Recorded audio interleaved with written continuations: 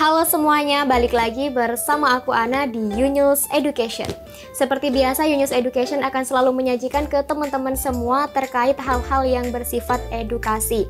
Mulai dari tips and trik, kisi-kisi soal, dan lain sebagainya.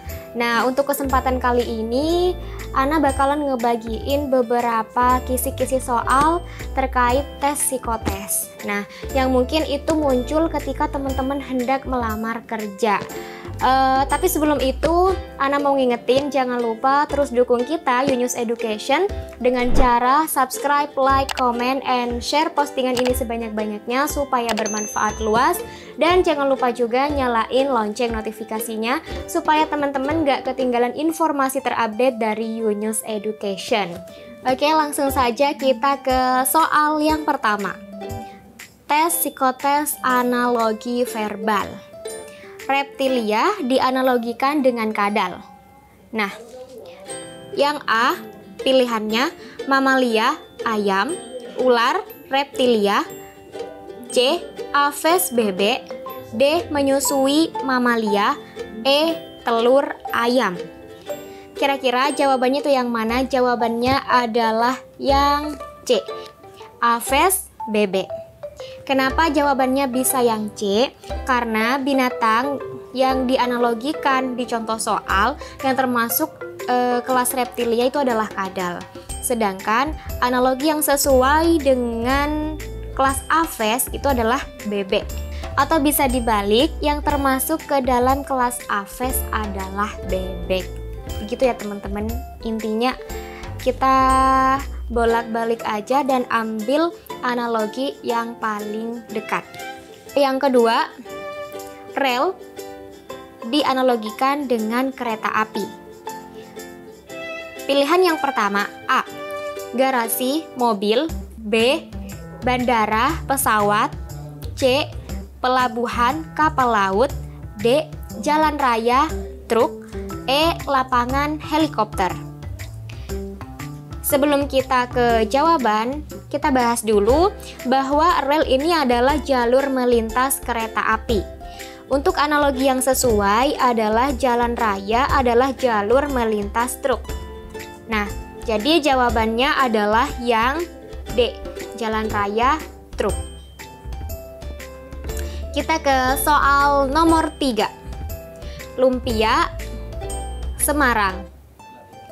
Pilihannya A Sop Konro Manado, B Surabaya Rujak Cingur, C Gudeg Solo, D Mendoan Palembang, E Dodol Garut.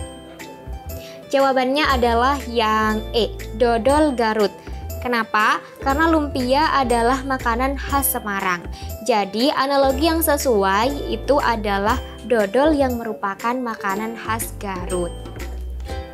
Lanjut ke soal nomor 4. Hanggar pesawat.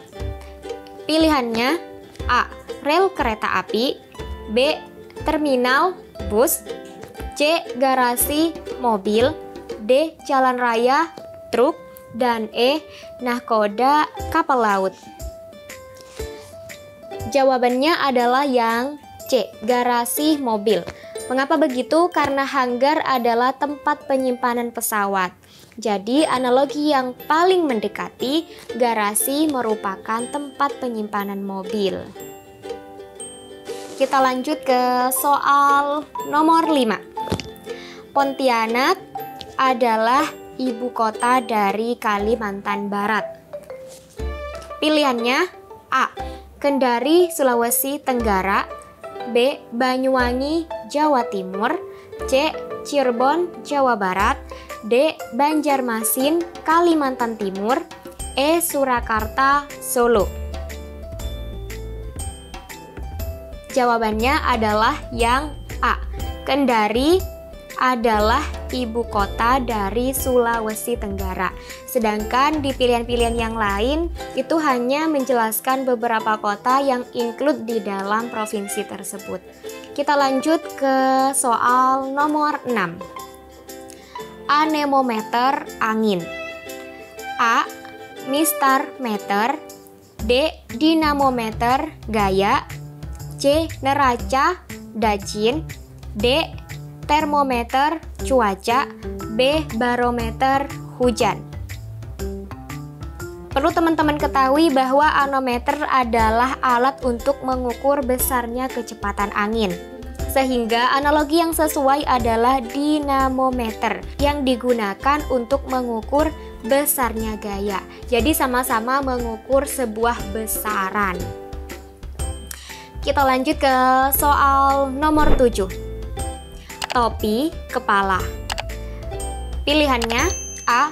pintu kamar, B.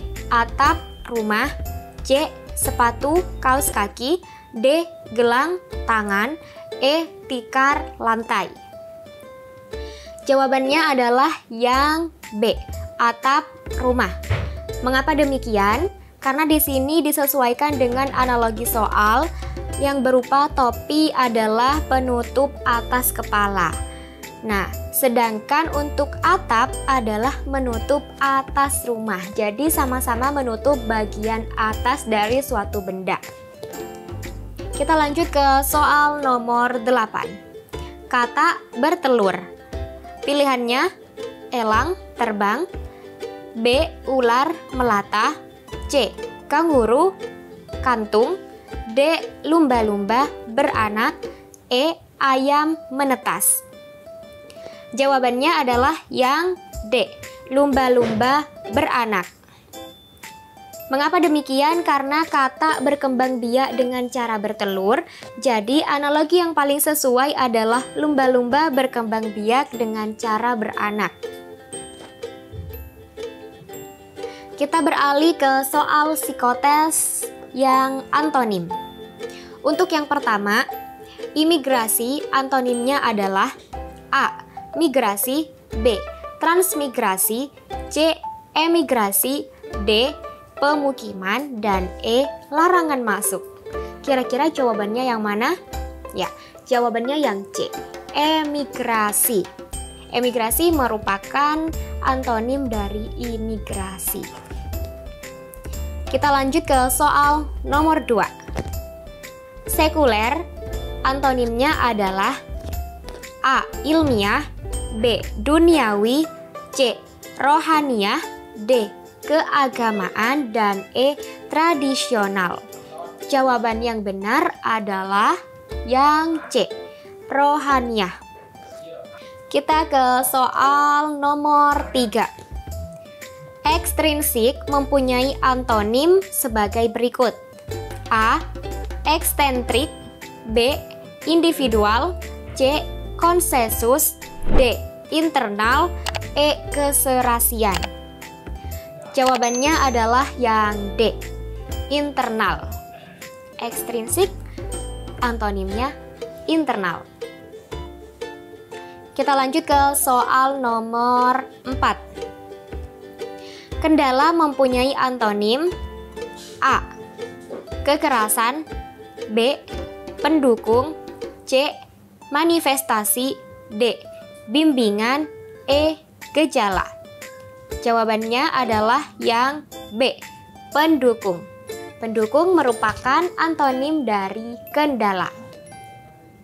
Kita lanjut ke soal nomor 5. Deduksi mempunyai antonim A. induksi, B. konduksi, C. reduksi, D. transduksi, dan E. intuisi. Jawabannya adalah yang A. induksi. Kita lanjut ke soal nomor 6. Prominent mempunyai antonim di bawah ini adalah A. terkemuka, B. pendukung, C. biasa, D. setuju, E. pelopor. Jawabannya adalah yang C. biasa. Yang ketujuh atau yang terakhir. Bongsor mempunyai antonim A. menumpuk, B. tertua, C. kerdil, D. macet, dan E. susut. Jawabannya adalah yang C. kerdil. Oke, jadi untuk teman-teman, untuk soal psikotes itu sebenarnya kuncinya adalah teman-teman harus menguasai kosakata dan makna dari setiap-tiap kata, beserta juga antonim ataupun sinonimnya atau hal-hal analogi, intinya yang berhubungan dengan kata atau hal-hal yang mendekati, begitulah. Oke, itu dia tadi 15 contoh soal dari Yunus Education yang mungkin bisa bermanfaat untuk teman-teman yang hendak melamar kerja yang mana di tempat kerjanya ada tes psikotes. Untuk lebih jelasnya teman-teman bisa cek di portal kita di www.yunus.id. Itu aja ya teman-teman, sampai jumpa di pertemuan berikutnya. Semoga bermanfaat. Bye-bye.